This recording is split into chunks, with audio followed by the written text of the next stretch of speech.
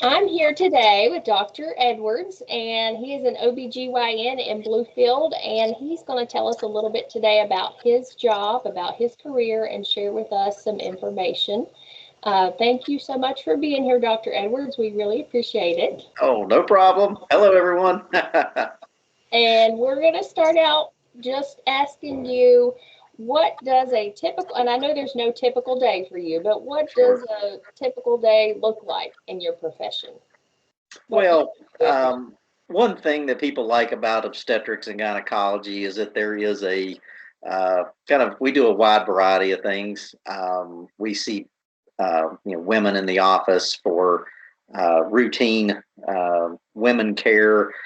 We get to do surgery, and the fun part is we get to deliver babies.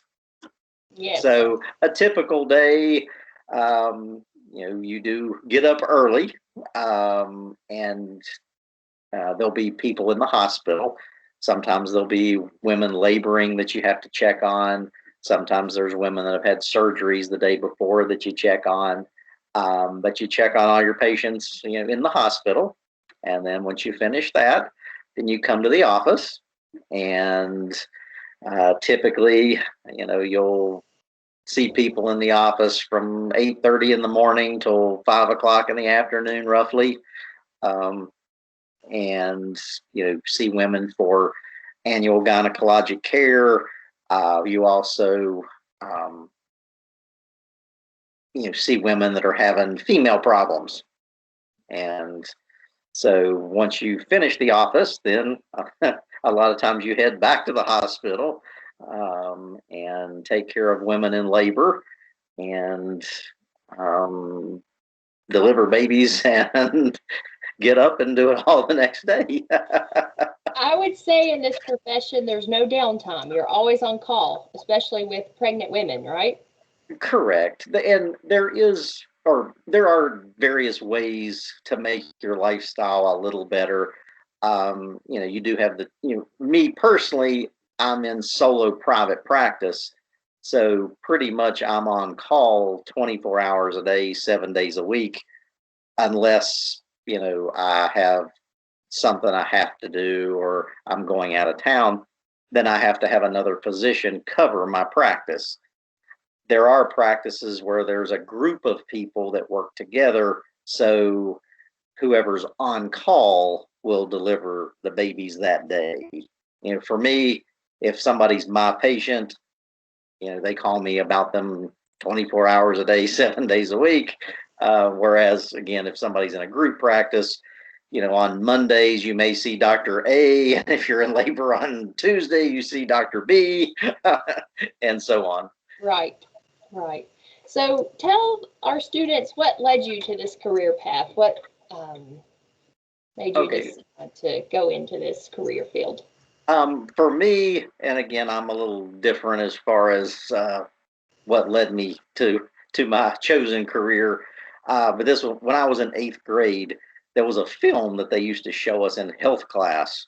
I'm not sure if kids still have health class nowadays, but there was a film, and it was called The Miracle of Life.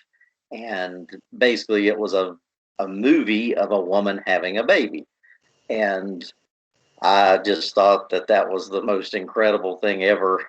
One moment you see a woman kind of, you know, screaming in pain, and the next minute there's a live person, a new person, a baby there, and I'm like, that's just cool. So I It is.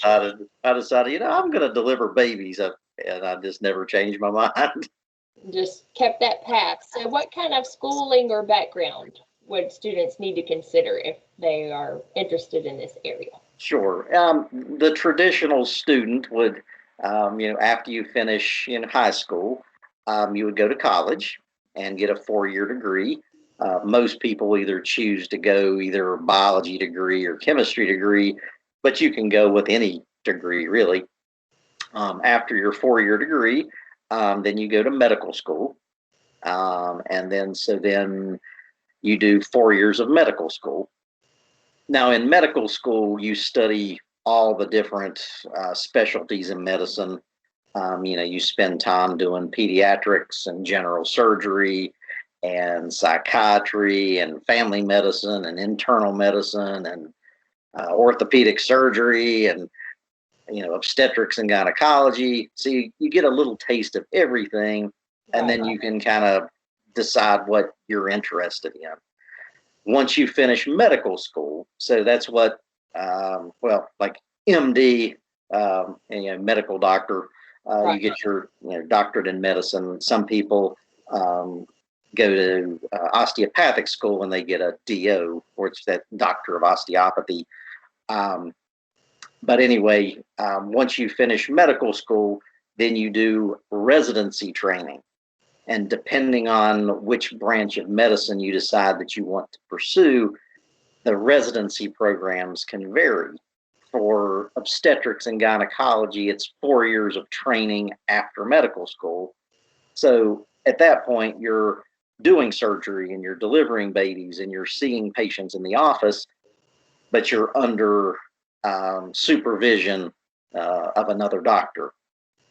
And then you have to finish your residency program before you can go out and practice medicine on your own. So it's definitely a commitment.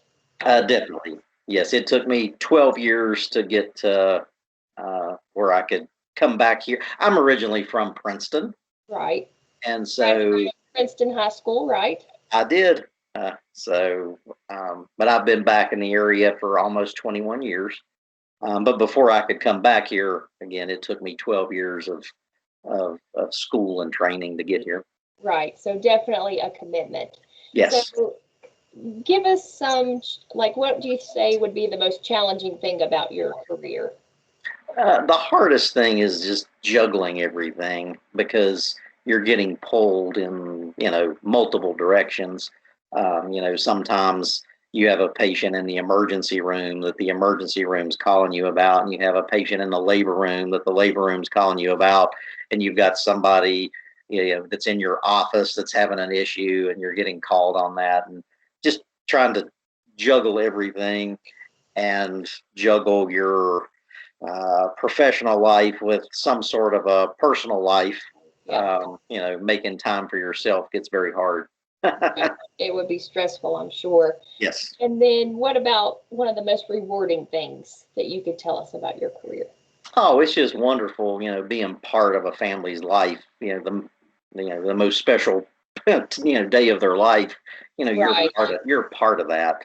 And so, a lot of times people may not remember the doctor that took out their appendix or, that treated them for a cold, but most women remember their OBGYN.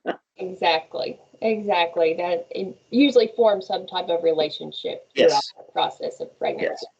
Absolutely.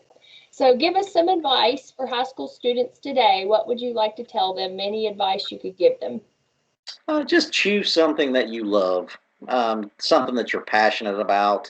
Um, to truly be successful, I really feel that you need to be passionate and have, a love for what you're doing.